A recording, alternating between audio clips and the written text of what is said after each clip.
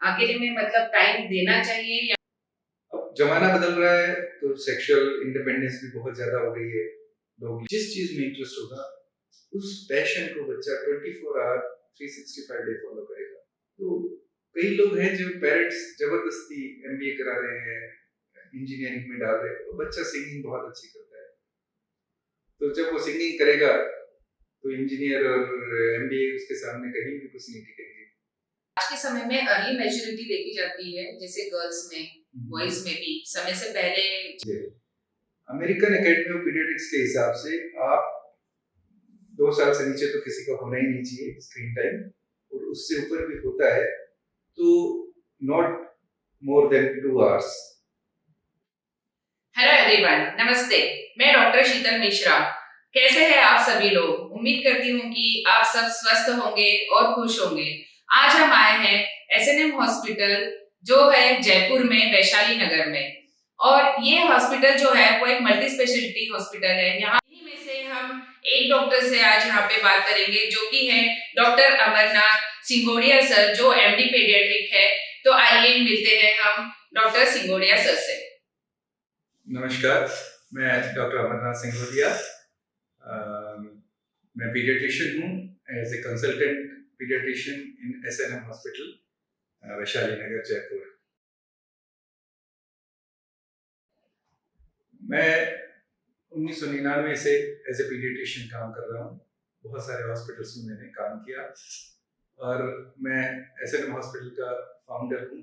और SNM hospital मेरे father के नाम से मैंने खोला है, ताकि हम बेटर केयर और रीजनेबल रेट्स पे लोगों को केयर दे सके। ये मेरे फादर का सपना था, जो मैंने पूरा करने की कोशिश की है कि लोगों को सही सुविधा सही दाम पे मिले और जिसमें ह्यूमन टच भी हो।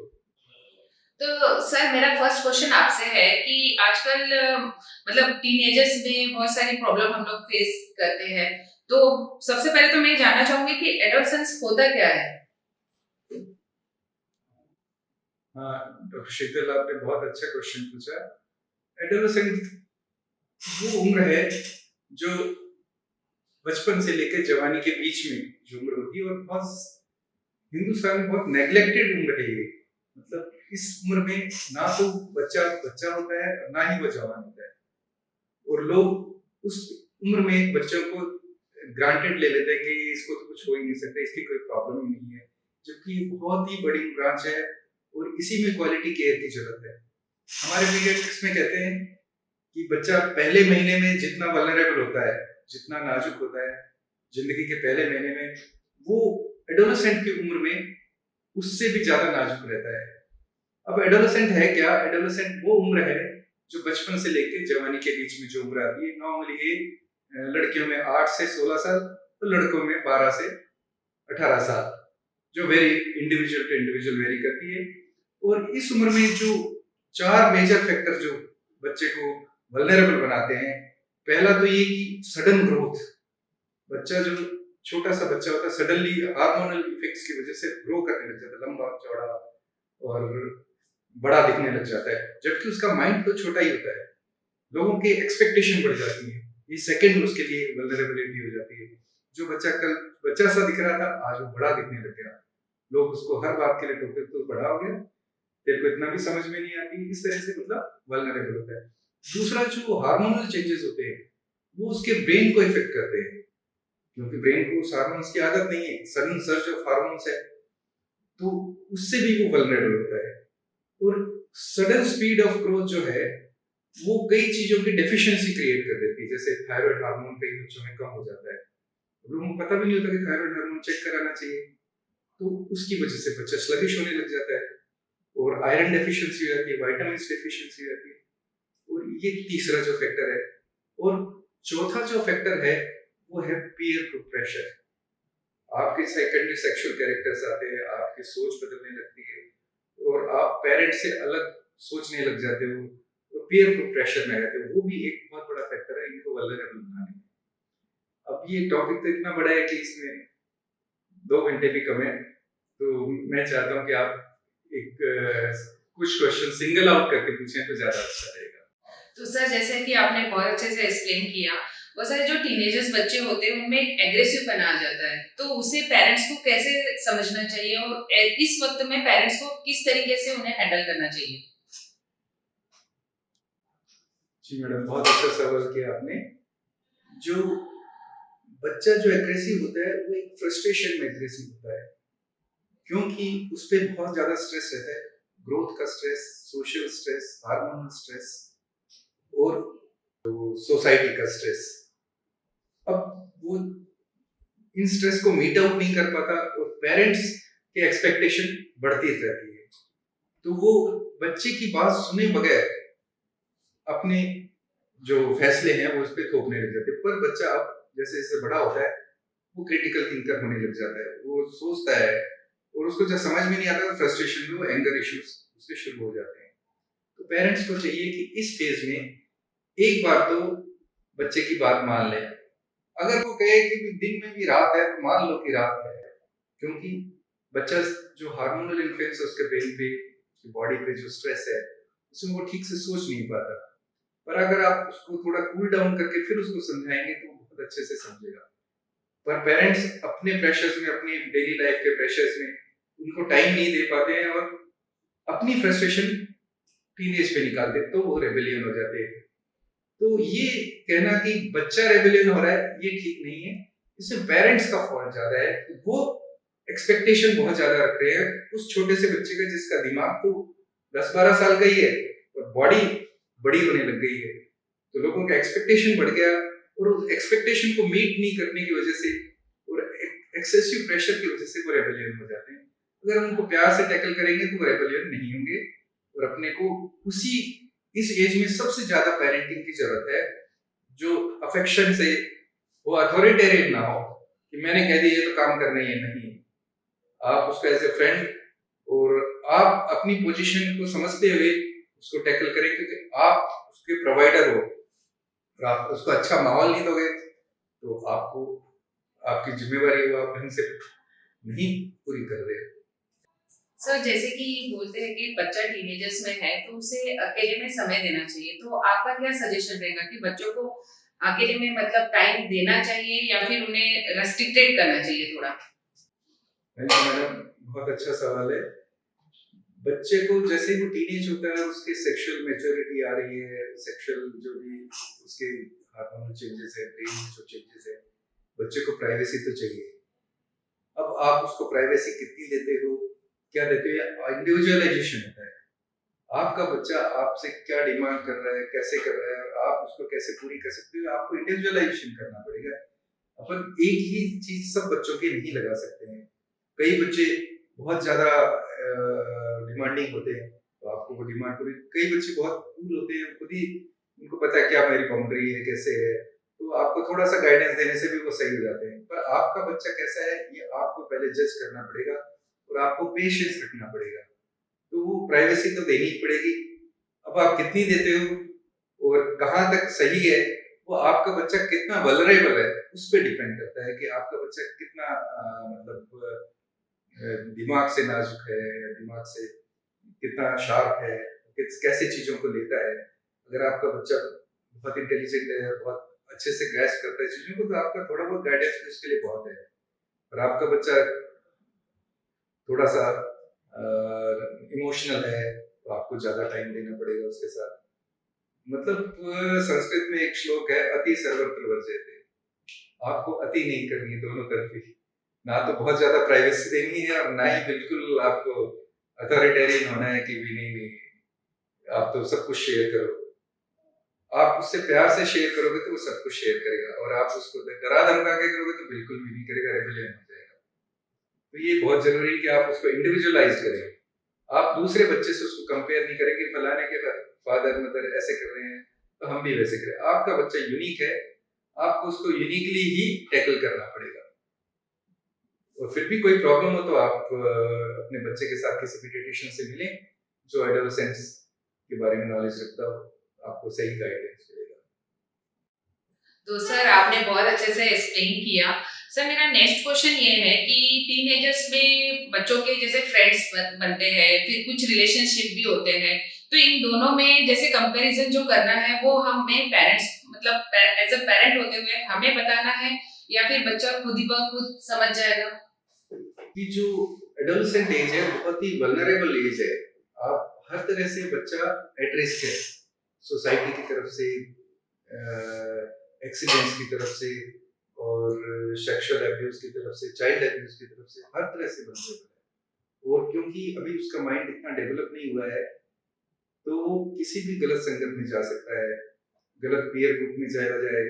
तो ये आप लोगों का फर्ज है कि आप उस पर निगाह रखें। अगर कोई गलत संगत या गलत कोई हैबिट फॉर्म कर रहा है, एब्यूज की, ड्रग एब्यूज वगैरह की तरफ जा रहा है, उसके कलीग्स कुछ ऐसे हैं, तो आप उसको सिंगल आउट करें और उससे प्यार से बात करें। और आजकल हम सब पेरेंट्स को कहते हैं कि आप सेक्स एजुकेशन दें।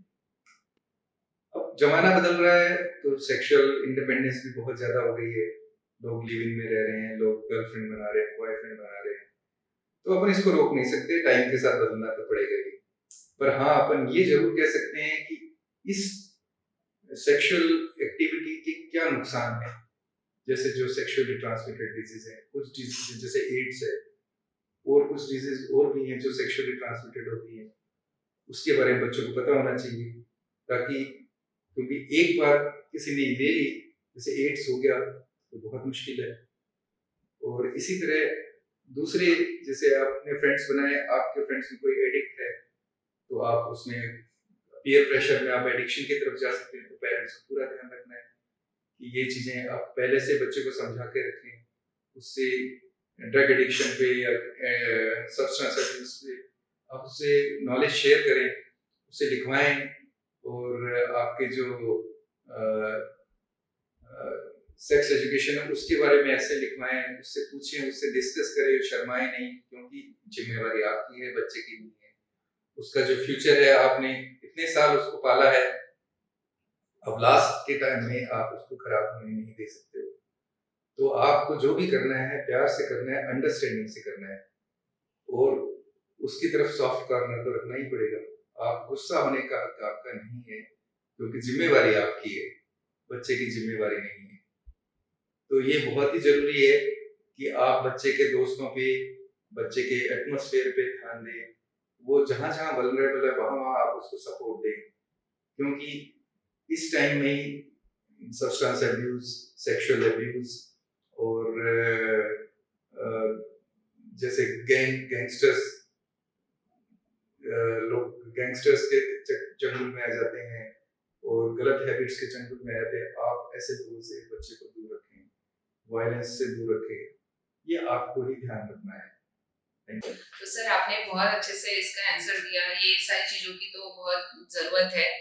सर मेरा नेक्स्ट क्वेश्चन है कि आजकल बच्चों के करियर को लेके पेरेंट्स लोग मतलब ज्यादा ही हो गए हैं, केयरफुली हो गए कि मतलब बच्चे को यही करना चाहिए और बच्चे की रुचि किसी और चीज में होती है। तो इन केस में क्या करना चाहिए पेरेंट्स को? मेरा बहुत ही फेवरेट क्वेश्चन है, और इसका सीधा सा आंसर है कि भी आपको बच्चे के हिसाब से चलना है। अगर बच्चे का इंटरेस्ट पेंटिंग में है तो आप पेंटिंग करने दो, उसका सिंगिंग में है तो सिंगिंग करने दो। वो अगर साइंस में बहुत अच्छा है, उसका इंटरेस्ट है, तो आप जिस चीज में इंटरेस्ट होगा उस पैशन को बच्चा 24 आवर 365 डे फॉलो करेगा। और आप जिसको चीज को जबरदस्ती कराएंगे वो बर्डन की तरह से लेगा। आप इसको ऐसे समझ सकते हो कि एक मछली बहुत अच्छा तैर सकती है पर पेड़ पे नहीं चढ़ सकती, और आप चाहो कि वो पेड़ पे चढ़ जाए तो आप उसको खराब कर रहे हो। और इसलिए तो पंछी पानी के अंदर नहीं जा सकता है, आसमान में अच्छा उड़ेगा। तो आपका बच्चा पंछी है या मछली है, कैसे है, वो आपका बच्चा यूनिक है। आप उसके इंटरेस्ट को बढ़ावा दें, और जो भी इंटरेस्ट को फॉलो करे उसमें भी उसको कंपटीशन मिलेगा। तो कई लोग हैं जो पेरेंट्स जबरदस्ती एमबीए करा रहे हैं, इंजीनियरिंग में डाल रहे हैं, तो बच्चा सिंगिंग बहुत अच्छी करता है, तो जब वो सिंगिंग करेगा तो इंजीनियर और एमबीए उसके सामने कहीं भी कुछ नहीं टिकेंगे। तो सबसे जरूरी है कि बच्चे की जिंदगी जो है वो उसके इंटरेस्ट से वो फॉलो करे तो सबसे बेहतर है। अपने जो एम्बिशंस है वो बच्चे पे नहीं थोपे, वो उसके लिए डेट्रीमेंटल है, उसके लिए अच्छा नहीं है। तो ये तो बहुत अच्छा मैसेज दें कि आप कि बच्चे का पैशन को फॉलो करें। हाँ, ये जरूरी नहीं है कि बच्चा जो इंटरेस्ट शो कर रहा है वो परमानेंट हो। आपका फर्ज है कि उसको उसकी इंटरेस्ट में आप उसको सुविधाएं प्रदान करें। वो 2-4 महीने कभी फुटबॉल खेलेगा, फिर वो इंटरेस्ट नहीं रहेगा तो वो छोड़ देगा, फिर कभी हॉकी खेलेगा, फिर वो छोड़ देगा, कभी पेंटिंग करेगा, फिर छोड़ देगा। पर जब उसको लगेगा कि ये मेरा इंटरेस्ट, आप उससे छुड़वाओगे तो भी नहीं छोड़ेगा, वो उसमें डूब जाएगा, आप कितना भी उसको हटाओ वो नहीं हटेगा। तो मतलब आप समझ जाओ कि यही इसका इंटरेस्ट है, इसी में इसको आगे बढ़ाना है। तो जो ये भेड़ चाल चल रही है कि भी इसको डॉक्टर बनाना है, आईएएस बनाना है या टेक्नोक्रेट बनाना है, इस भेड़ चाल में नहीं पड़े, बच्चे की जिंदगी खराब हो सकती है। आप उसका इंटरेस्ट फॉलो करने दें, आपके पास जो रिसोर्सेज है उसका वो यूज करें। पर ये जरूरी है कि आप उसके इंटरेस्ट को और बच्चा भी अपने इंटरेस्ट को आइडेंटिफाई कर सके। सिर्फ पीयर ग्रुप प्रेशर की वजह से कोई इंटरेस्ट बन गया हो, वो टेम्परेरी होगा, पर परमानेंट अगर उसके पास कोई है इंटरेस्ट तो आप उसको जरूर सपोर्ट करें। और आजकल अपने पास एक एक दो दो बच्चे हैं, अगर वो अपना इंटरेस्ट फॉलो करते हैं तो अपने पास रिसोर्सेज है, तो उनको कर सकते हैं। उनको खाने पीने की वो जद्दोजहद नहीं है जो हमारी जनरेशन को थी।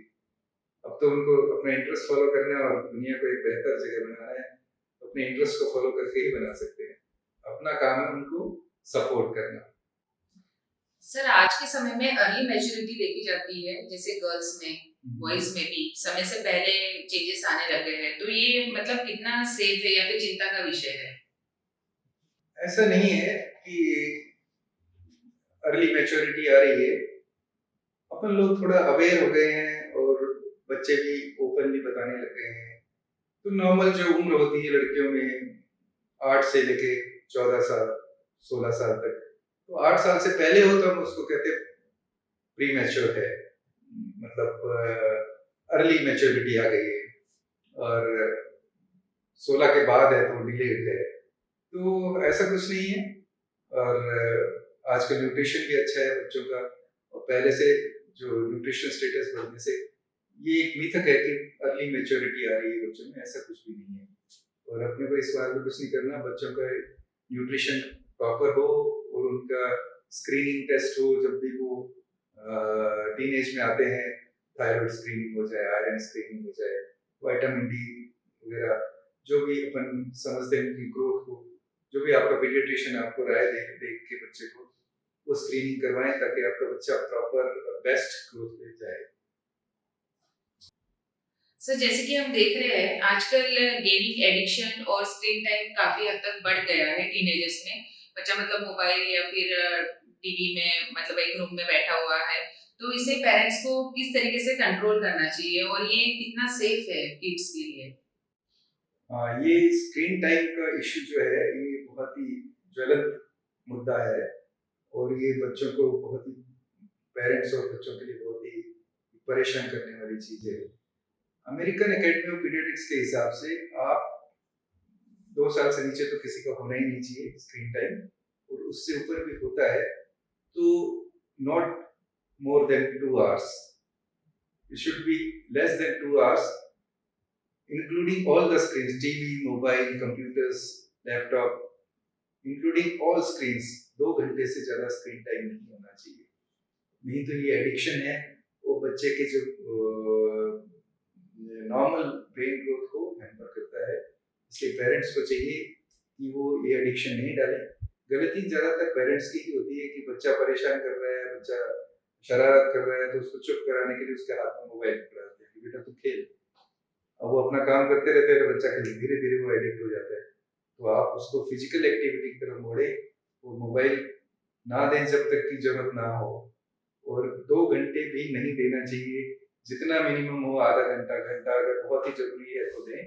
और स्क्रीन टाइम जितना कम से कम हो वो ठीक है। एक तो आईज पे स्ट्रेन पड़ता है, और जो भी स्क्रीन का कंटेंट है वो उसके सोचने समझने की ताकत को है वो मॉडिफाई करता है, क्योंकि ज्यादातर बच्चे कार्टून देखेंगे या जो भी कंटेंट आ रहा है वो जो उनका इंटरेस्ट होता है उस हिसाब से उसमें घुसते जाते हैं, वो नॉर्मल दुनिया से कट जाते हैं।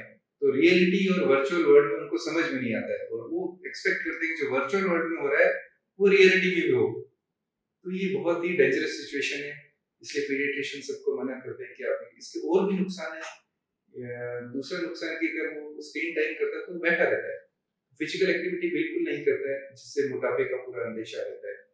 आजकल बच्चे जो कहते हैं इंडिया में ओबेसिटी की एपिडेमिक आ रही है, तो सडनली बच्चे मोटे होने लग गए हैं। आप स्कूलों में जाइए, 14 ईयर का बच्चा 100 केजी का है, तो ये सिचुएशन अच्छी नहीं है। वो अगर अभी से इतना ओबीज है तो आगे चल के और उसको कार्डियोवैस्कुलर प्रॉब्लम्स, बहुत सारी प्रॉब्लम्स, मेडिकल प्रॉब्लम्स उसको हो जाती हैं। तो सिर्फ एक स्क्रीन टाइम से इतने सारे नुकसान हो सकते हैं। और जब बच्चा स्क्रीन टाइम ज्यादा लेता है, इरिटेबल हो जाता है, और कोई भी एडिक्शन होने की वजह से, स्क्रीन एडिक्शन में ना तो वो परफॉर्म कर जाता है, स्कूल में परफॉर्म कर सकता है, ना फिजिकल एक्टिविटी, ना घर के कोरस में आपको हेल्प कर पाता है, क्योंकि वो एडिक्ट हो जाता है। तो ये दिक्कत वाला काम तो आप अवॉइड करें। सर, टीनेजर्स को डिसीजन मेकिंग सिखाने के लिए पेरेंट्स को क्या करना चाहिए, मतलब उन्हें एक जिम्मेदार बनाने के लिए क्या करना चाहिए पेरेंट्स को? हाँ, ये तो वैसे तो इंडियन सोसाइटी में अब तक तो सब सही चल रहा है कि इस तरह के बच्चे अपने डिसीजंस लेते ही रहते हैं, पर जब करियर का डिसीजन या और कोई बड़ा डिसीजन लेने की बात आती है तो पेरेंट्स उनसे बिल्कुल भी उनको डिसीजन नहीं लेने देते। तो पहले तो अपन अपने बच्चे पे विश्वास रखें और उसको छोटे छोटे टास्क दें, ताकि वो जो भी काम उसके पर्सनल काम है वो खुद करे। जैसे शॉपिंग है, खुद करे। आप जैसे कोई भी चीज खरीद के लाए, उसका हिसाब किताब रखे। आपके पास कितने रिसोर्सेज हैं, उसको आप कैसे यूज कर रहे हो, ये सब उसको सीखना आना चाहिए। और जब तक अपन बच्चे पे फेथ नहीं करेंगे, वो मतलब रिस्पॉन्सिबिलिटी लेगा ही नहीं। और आजकल बच्चे रिस्पॉन्सिबिलिटी नहीं लेना चाहते हैं, क्योंकि पेरेंट्स उनको रिस्पॉन्सिबिलिटी देते ही नहीं है। वो हर काम खुद करना चाहते हैं, क्योंकि वो समझते हैं कि हम इनसे बेहतर काम कर सकते हैं। हाँ, आप इतनी उम्र हो गई, आप बेहतर काम कर सकते हो, पर अगर आप बच्चे को सिखाओगे नहीं तो कभी भी बेहतर काम नहीं करेगा। आप धीरे धीरे अपनी रिस्पॉन्सिबिलिटी बच्चे पे डालते जाइए, ताकि वो अपना एक रिस्पॉन्सिबल एडल्ट बन सके। तो शुरुआत घर से ही करें। छोटे मोटे जो भी घर के काम है, कोर्स है, उसमें उसको इन्वॉल्व कीजिए। और उस अगर वो अच्छे से करता है कोई काम तो उसको प्रेज कीजिए। अगर वो नहीं करता है तो उसको नेगिंग ना करें, प्यार से उससे काम ले और एक एक रिस्पॉन्सिबिलिटी दे के उसको पूरी करने का उसको मौका दें, ताकि वो धीरे धीरे और जब भी कोई बड़ा डिसीजन होता है घर में, तो बच्चे को इन्वॉल्व करें, उसको समझाएं हमने ये क्यों लिया है, क्यों ये सही डिसीजन है, और आपका क्या इसमें, आपकी क्या राय है, और आपकी राय ऐसी है तो क्यों है। तो इस तरह से अगर अपन बच्चे को रिस्पॉन्सिबिलिटी सिखाएंगे तो जरूर ले लेगा। सिर्फ ये एक्सपेक्ट करना कि हमारा बच्चा रिस्पॉन्सिबल बन जाए और रिस्पॉन्सिबिलिटी लेने लग जाए, ये ओवरनाइट नहीं हो सकता है। इसमें आपको इनपुट देना ही पड़ेगा। जितना आप इनपुट देंगे, आपका बच्चा उतना ही रिस्पॉन्सिबल होगा, और तभी आगे चल के अच्छा समाज बन सकता है। तो सर, मेरा नेक्स्ट क्वेश्चन आपसे ये है कि स्कूलों में एडोलसेंस को लेके कुछ सेमिनार्स होने चाहिए, मतलब जो हमारे स्पेशलिस्ट डॉक्टर्स है, पेडियाट्रिशियन है, इन्हें हम अगर सजेस्ट करें कि कुछ सेमिनार्स स्कूल में कंडक्ट कराए, तो ये आपका क्या सजेशन रहेगा? मैडम, बहुत अच्छी बात पूछी आपने, क्योंकि स्कूल एक ऐसी जगह है जहां बच्चे को नॉलेज मिलता है, और अगर स्कूल में ही नॉलेज नहीं है तो बच्चों तक पहुंचेगा कैसे। तो पीडियाट्रिशियंस कोशिश करते रहते हैं टाइम टू टाइम कि स्कूलों में जाके सेमिनार करें, या स्कूलों से हम कांटेक्ट करते हैं कि आप हमें टाइम दीजिए ताकि हम आपको आपको पेरेंट्स को, बच्चों को कुछ नॉलेज दे सकें। एडोलेसेंट्स जो है वो सबसे ज्यादा वल्नरेबल ग्रुप है, क्योंकि वो चारों तरफ से घिरा हुआ है। चाइल्ड अब्यूज सबसे ज्यादा एडोलेसेंट ग्रुप में होता है। इसमें सेक्सुअल अब्यूज है, इकोनॉमिक अब्यूज है, और वायलेंस है। ये सब इसी उम्र में सबसे ज्यादा होते हैं। तो अगर हम स्कूल टीचर्स को, पेरेंट्स को, बच्चों को प्राइम कर सकें कि भी आप इससे कैसे बच सकते हो, तो बहुत अच्छी बात है। और दूसरा जो कारण है कि 10 में से एक बच्चे को साइकेट्रिक सपोर्ट की जरूरत होती है। अपन पहले जी हम लोग ये समझते थे, सब लोग समाज ये समझता है कि बच्चों में कोई इस तरह की प्रॉब्लम होती नहीं है, जबकि मिथक है। हर 10 में से एक बच्चा साइकेट्रिक प्रॉब्लम से ग्रसित है। इसमें मेजॉरिटी तो anxiety disorder, panic attack, autistic behaviour, ये सब बहुत सारी चीजें हैं जो पेरेंट्स को भी पता नहीं है, टीचर्स को भी पता नहीं है। और जब उनको पता नहीं है तो उनको टैकल करना नहीं आता कि इसको कैसे टैकल किया जाए। और आप आजकल देख रहे होंगे बच्चे सुसाइड कर रहे हैं या बच्चे गलत संगत में जा रहे हैं, क्योंकि उनकी जो प्रॉब्लम्स है उनको मीट आउट नहीं किया जाता है। और स्कूल जो भी है वो सिर्फ एक टीचिंग से रिलेटेड रह गए हैं कि हमने अपना नीट करा दिया, आईआईटी जेईई करा दिया, पढ़ाई करा दी, करियर बना दिया, यहीं तक सीमित है अभी तक। उनको बच्चे की हेल्थ या मेंटल हेल्थ या फिजिकल हेल्थ से ज्यादा सरोकार नहीं है। हम ये चाहते हैं कि स्कूल एक्टिवली इसमें पार्टिसिपेट करें और ये जो भी उनके आसपास के पीडियाट्रिशियन हैं उनको इनवाइट करें, उनको इनकरेज करें कि वो अपना नॉलेज आप लोगों के साथ शेयर करें ताकि बच्चों को एक अच्छा एनवायरनमेंट मिल सके। पर हिंदुस्तान में ये बिल्कुल भी कोई भी स्कूल हम कांटेक्ट भी करते हैं तो वो कहते हैं अभी हमारे एडमिशन टाइम चल रहे हैं, अभी हमारे एग्जाम चल रहे हैं, वो टाइम ही नहीं देना चाहते। और उनको भी पता नहीं है चाइल्ड अब्यूज ऐसा एक टॉपिक है जिसके बारे में पेरेंट्स को भी नहीं पता कि चाइल्ड अब्यूज है क्या, वो टीचर्स को भी नहीं पता, बच्चों को तो पता ही नहीं है कि उनका शोषण हो रहा है या उनके साथ अब्यूज हो रहा है। उनके तो जो नॉर्मल माहौल चल रहा है वो नॉर्मल है, क्योंकि उन्हें नॉर्मल का पता ही नहीं है। जैसे कोई बच्चा पेरेंट्स जैसे जबरदस्ती कोई काम करा रहे इकोनॉमिकल गेन के लिए, बच्चा नहीं करना चाह रहा है, तो वो भी एक तरह का अब्यूज है। आप उसको इमोशनली अब्यूज करते हो अपनी बात मनवाने के लिए, वो भी एक अब्यूज है। तो ये सब चीजें जब तक टीचर्स पेरेंट्स टाइम नहीं होंगे अपने बच्चों को नहीं बचा। और ये जो चाइल्ड अब्यूज एडोलसेंट्स में होती है ये लाइफ लॉन्ग उसके साइकेट्रिक मेकअप पे असर करती है। तो ये बहुत जरूरी है कि स्कूल्स आगे आए, अपने आसपास के पीडियाट्रिशियंस जो भी इस मामले में समझते हैं उनसे नॉलेज लें, बच्चों पेरेंट्स को साथ सेमिनार करें ताकि उनको नॉलेज मिले, ताकि बच्चे अच्छे से उनकी परवरिश हो और अच्छे नागरिक बन सके आगे चल के। सिर्फ कुछ भगवान के भरोसे छोड़ने से काम नहीं चलेगा, हमें एक्टिवली काम करना पड़ेगा और जहाँ जहाँ नॉलेज है अपने गेन करके बच्चों तक पास आउट करना पड़ेगा। तो सर आप हमारी जनता को क्या मैसेज देना चाहते हैं? मेरा तो यही मैसेज है कि अपन बच्चों की परवरिश में जितना अपन मेहनत कर सकते हैं, जितना उनको बेटर फैसिलिटीज दे सकते हैं, उनके ओवरऑल डेवलपमेंट के लिए फिजिकल, मेंटल, साइकोलॉजिकल और एनवायरमेंटल जितना भी उनको बेस्ट दे सकते हैं दें।